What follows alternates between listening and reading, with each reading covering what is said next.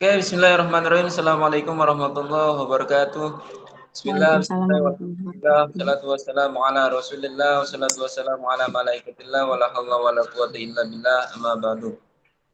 Oke, selamat siang semuanya, salam sejahtera kami sampaikan, semoga kita tetap selalu dalam lindungan Allah Ta'ala. Yang terhormat kepada dosen pengaku mata kuliah simulasi digital, Miss Reva Istifahani Handoko, MKOM.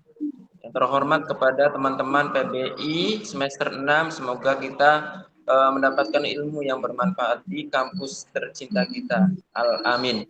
Oke, langsung saja kami dari kelompok 3 yang terdiri dari saya sendiri, Junaidi, dan juga rekan saya yaitu Raudia Maghfirofatin akan mempresentasikan mata kuliah yang berjudul penerapan komunikasi daring kewargaan digital ataupun juga bisa disebut dengan digital citizen. Langsung saja, boleh ke slide yang selanjutnya.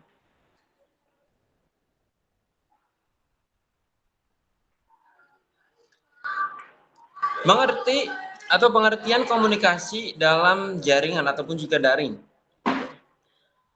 Istilah komunikasi, saya bacakan dulu sebentar ya. Istilah komunikasi daring mengacu pada pembaca, menulis, dan berkomunikasi melalui atau menggunakan jaringan komputer. Dengan kata lain, komunikasi daring adalah cara berkomunikasi di mana penyampaian dan penerimaan pesan dilakukan dengan atau melalui jaringan internet. Yang sudah kita ketahui bahwasannya yang namanya daring itu adalah sistem cara kita berkomunikasi ataupun juga cara kita untuk bekerja, belajar itu dengan menggunakan metode daring. Yang dimana metode tersebut itu tidak menggunakan atau tidak berkomunikasi secara langsung, melainkan melewati online ya, ataupun juga bisa menggunakan kita kalau misalkan kita menggunakan aplikasi, bisa kita menggunakan Google Meet ataupun juga via Zoom ya. Oke, selanjutnya. Dan di samping itu, yang namanya daring ataupun juga digital itu ataupun juga sesuatu pasti ada kelebihan dan juga kelemahannya. Nah, mungkin saya nanti akan menjelaskan kelemahan dan juga kelebihan. Yang pertama itu ada kelebihan dulu.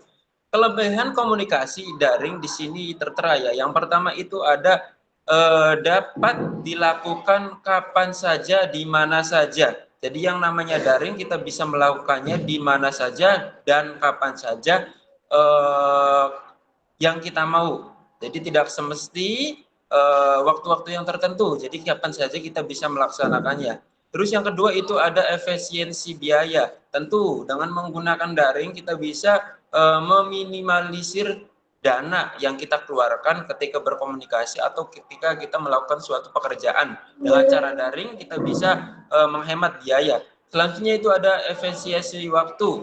Jelas, dengan adanya daring kita nggak usah pergi kemana-mana. Cukup menggunakan menggunakan aplikasi ataupun juga alat komunikasi seperti HP, laptop, dan juga yang lainnya.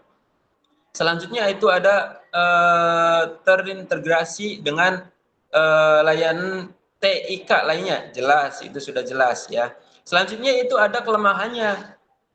Di samping ada kelebihan, pasti juga ada kelemahannya. Yang di sini saya akan mencoba menjelaskan kelemahan komunikasi daring. Yang pertama itu tidak mewakili perasaan pengguna, ya. Tidak mewakili perasaan pengguna, kayak contohnya ya kadang-kadang juga kita kalau misalkan menggunakan daring kayak tidak sesuai dengan ekspektasi yang kita terapkan atau yang kita mau, kayak contohnya penerangan ataupun juga penyampaian yang disampaikan itu kurang jelas, apalagi kalau misalkan ada contoh atau praktek yang perlu kita lakukan, jadi kurang mengena gitu. Selanjutnya itu ada memerlukan perangkat khusus, jelas ya, itu harus menggunakan perangkat yang sangat khusus, tidak hanya sekedar ini dan juga itu saja. Selanjutnya itu ada banyaknya informasi yang tidak penting ya, banyaknya yang informasi yang tidak penting. Selanjutnya di slide selanjutnya. Selanjutnya itu ada kewargaan digital atau juga digital citizenship. Seperti ya, saya akan membacakan terlebih dahulu. Kewargaan digital adalah konsep yang dapat memberikan pengaruh atau pengetahuan mengenai penggunaan teknologi dunia maya dengan baik dan benar. Di era sekarang ataupun juga di era globalisasi sekarang, semua itu pasti menggunakan yang namanya alat digital. Ya. Jadi kita sebagai warga net sekarang itu harus menggunakan ataupun juga harus paham berkaitan tentang masalah digital ataupun juga alat komunikasi semisalnya. Jadi kita harus paham, jangan sampai tidak. Kalau semisalkan tidak memahami hal tersebut, maka kita yang khususnya hidup sekarang itu akan kesulitan untuk melaksanakan tugas atau pekerjaan yang kita akan lakoni nanti.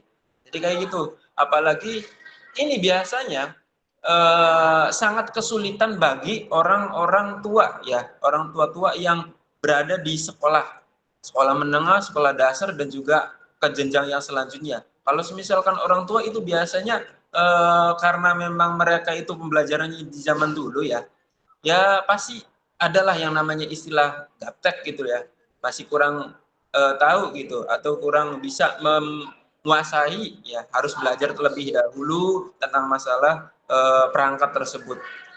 Mungkin itu saja yang bisa saya sampaikan. Selanjutnya mungkin akan disampaikan oleh rekan saya yaitu saudari Raudia Maufirotin. Padanya kami persilakan. Ya baiklah, terima kasih untuk Kak Junaidi. Langsung saja ke materi selanjutnya, yaitu komponen kewargaan digital. Di sini terdapat 9 komponen kewargaan digital yang mencakup dibagi menjadi 3 berdasarkan pemanfaatannya. Langsung saja kita ke pemanfaatan yang pertama, yaitu lingkungan belajar dan akademis. Lingkungan belajar dan akademis ini mencangkup 3 komponen, yaitu komponen ke-1 yaitu akses digital. Setiap orang memiliki hak yang sama untuk dapat mengakses fasilitas TIK. Nah, di sini baik guru maupun murid memiliki hak yang sama ya untuk mendapatkan fasilitas TIK dalam kegiatan pembelajaran. Seiring berkembangnya teknologi, akses digital juga semakin mudah diperoleh, sehingga tantangan terbesar selanjutnya adalah pembiasaan terhadap pemanfaatan teknologi itu sendiri. Kemudian komponen yang kedua yaitu komunikasi digital. Komunikasi digital dilakukan secara satu arah, dua arah, atau pribadi maupun komunikasi dalam forum.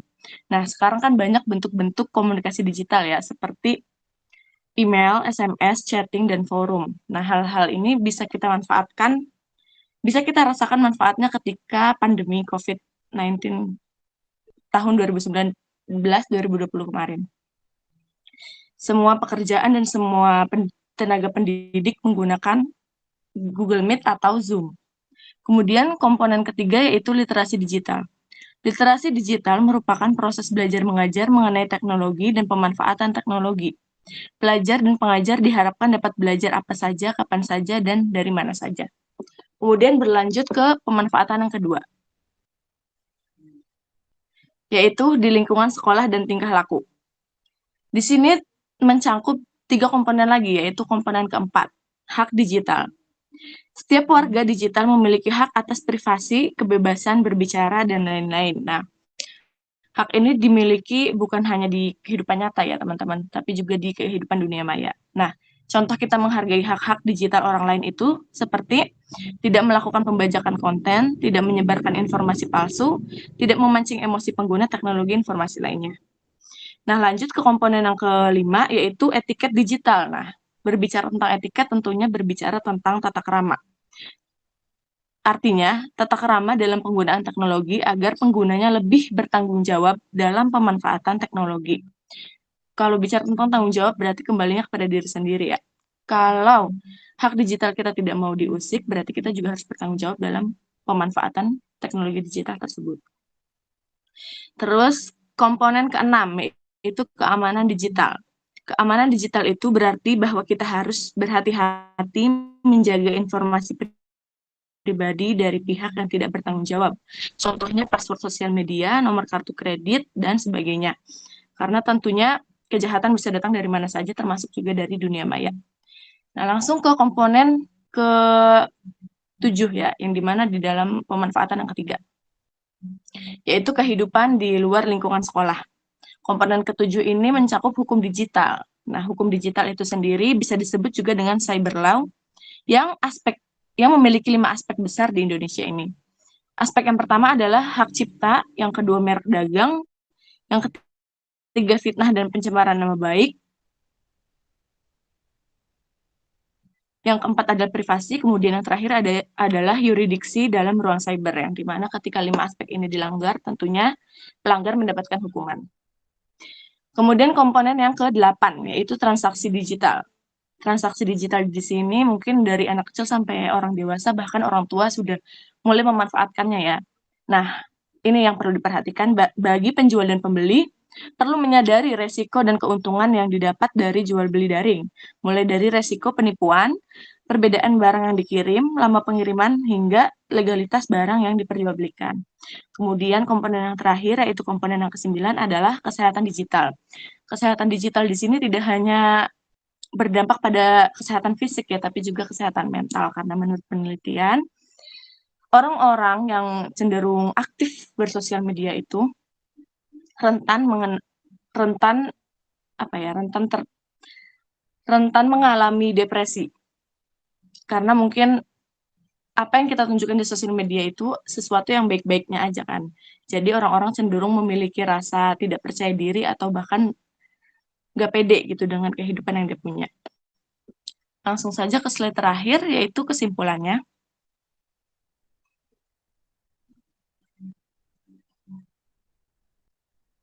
Nah, kesimpulan dari 9 komponen tadi, kita bisa menyimpulkan 5 hal ya, yang kita dapat lakukan selaku warga digital gitu.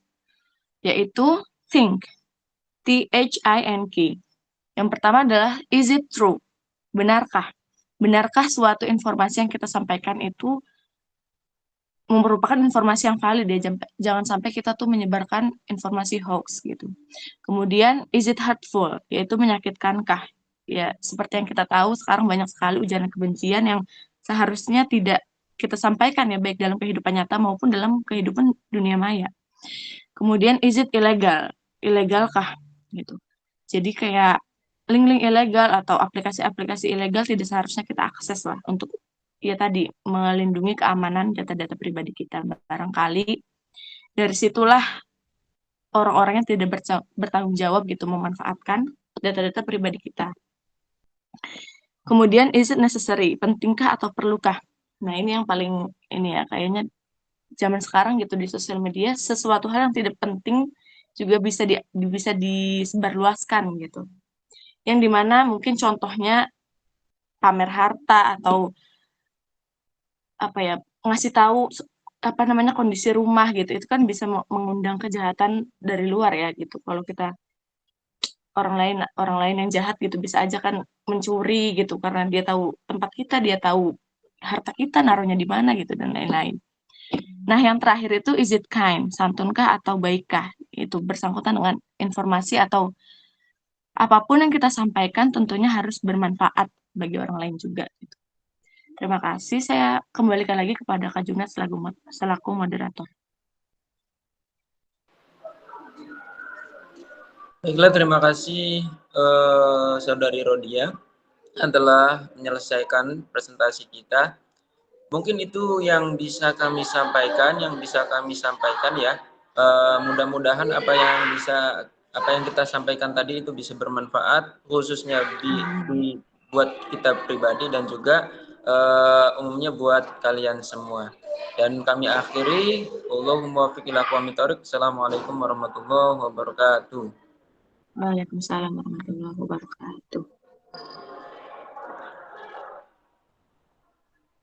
Wes.